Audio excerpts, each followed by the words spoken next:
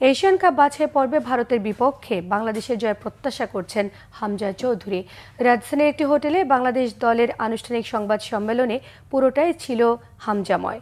বাংলাদেশি বংশোদ্ভূত এই English footballer বলেছেন, দেশের ফুটবলকে সামনে এগিয়ে নেওয়ার চেষ্টা থাকবে তার। হামজাকে বাংলাদেশ দলের মেসি মনে করেন অধিনায়ক জামাল ভুঁইয়া। রিপোর্ট করছেন মানিক মাহমুদ। বাংলাদেশ জাতীয় ফুটবল দলকে নিয়ে উন্মাদনা এখন তুঙ্গে। লাল সবুজের জার্সিতে খেলবেন ঘরের ছেলে ইংলিশ প্রিমিয়ার লিগের ফুটবলার হামজা দেওয়ান চৌধুরী। প্রথমবার এত বড় মানের প্রবাসী ফুটবলারের ছায়া পড়েছে বাংলাদেশ দলে। টিম হোটেলে তার সাথে সতীর্থদের ফটো সেশন, হাস্যোজ্জ্বল পুরো দল।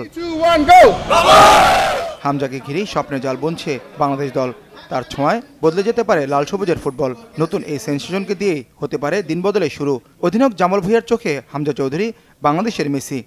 How Hamza, Premier League player, coming to the team, it's like, let's say, just say it as it is, it's like our Messi is coming.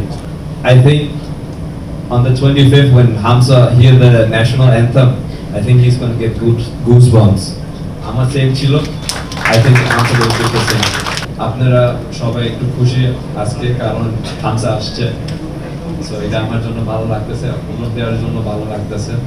আগামী 25 মার্চ শিলংয়ে ভারতের বিপক্ষে এএফসি এশিয়ান কাপ বাছাইয়ের প্রথম match খেলবে বাংলাদেশ। অভিষেকের অপেক্ষায় মিডফিল্ডার হামজা। দেশের মানুষের ভালোবাসায় কৃতজ্ঞ তিনি। প্রতিদান দিতে চান মাঠের নৈপুণ্য দিয়ে। আসলে সব ভালো করে লাগতেছে। hundreds and hundreds of messages পাইছি আমার টিমমেটের থেকে, ফ্রেন্ডের থেকে, আগের কোচের থেকে সব কংগ্রাচুলেট করতেছে।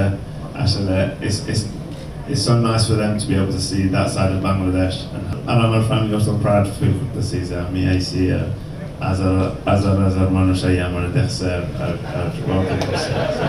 সৌদি আরবে বাংলাদেশ দলের কন্ডিশনিং ক্যাম্পকে অনুশীলনের জন্য বড় সহায়ক হিসেবে দেখছেন কোচ হাভিয়ার কাবরেরা।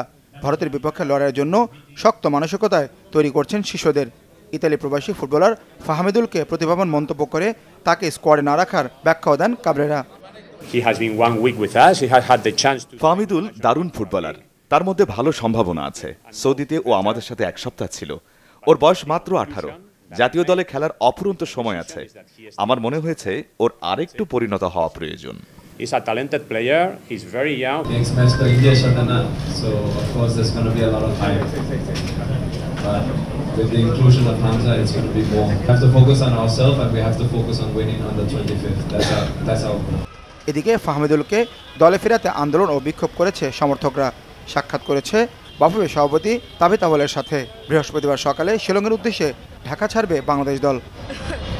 মানিক মাহমুদ, বাংলা ভিশন, ঢাকা।